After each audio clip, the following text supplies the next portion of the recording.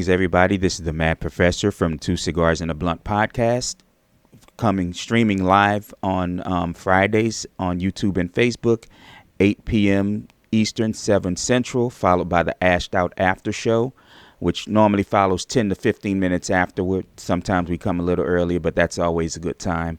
And now Wednesdays, again, streaming live on YouTube and Facebook.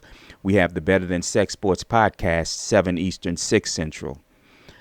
Now, I decided to come to do a video today. This is going to be a really short one. I'm going to try not to rant too much since I don't have a script for this one. But sometime today, probably between noon and 1 Central, maggot governor of Louisiana, Jeff Landry, and is going to be at the White House to announce a steel mill being built here in Louisiana, owned by the Hyundai Corporation, I guess, to make parts for their vehicles.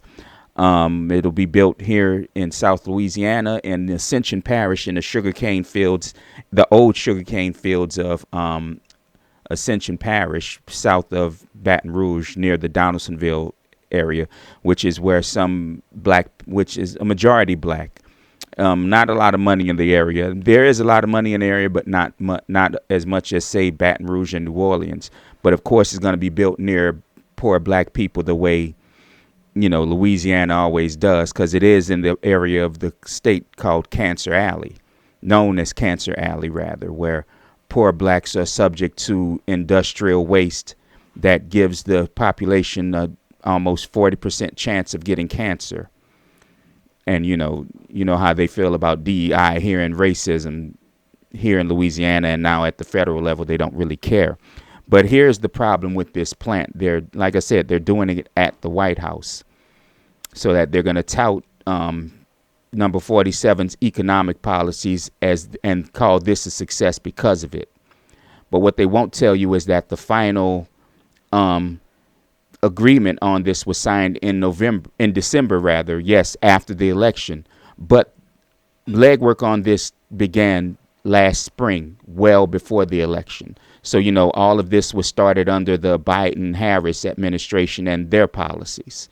Trump had absolutely nothing to do with this, even though now he's going to probably want to take complete credit for it. Like I said, the Biden-Harris State Department is the ones who approved most of this going forward. Again, Trump had 47 had nothing to do with this.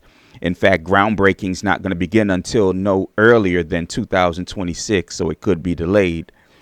And the completion date is sometime in 2029, well after number 47 is out of office. So, he's going to sit there and beat his chest, and right-wing media and right-wing influencers will probably beat their chest about this. See, this is what we mean when make America great again, when all of this none of this started under him. None of it was completed under him. None of the agreements were. So, he had absolutely nothing to do with it. But what right-wing media and influencers will ignore is in the last week or so, there have been two right-wing influencers and policymakers, including a Republican, I believe he was a congressperson or ex-congressperson, arrested on sex trafficking and child molestation charges. But you don't hear about that, though. That's not the right-wing mantra. But who is it they say is abusing kids? Transsexuals and homosexuals? Neither one of them are either trans nor homo.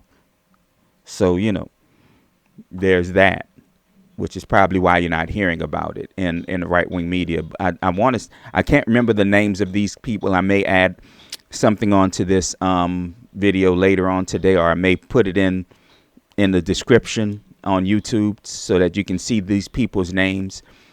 But that's not what they ever want to talk about. No. They want to talk about the pretend successes of number 47 and his administration. What they also won't talk about is how destroying the Department of Education is going to mean that states like Louisiana won't be able to afford teaching kids. They don't want to talk about how Louisiana, and here in Louisiana, at least more than 20% of income goes to grocery prices, since Louisiana pays the fifth highest. I think it's 20%. It might be higher. Pays the fifth highest prices for groceries in the country. Mississippi, of course, not right next to Louisiana, is right above Louisiana in that. But, you know, make America something. But, you know, that's just something for you to talk about.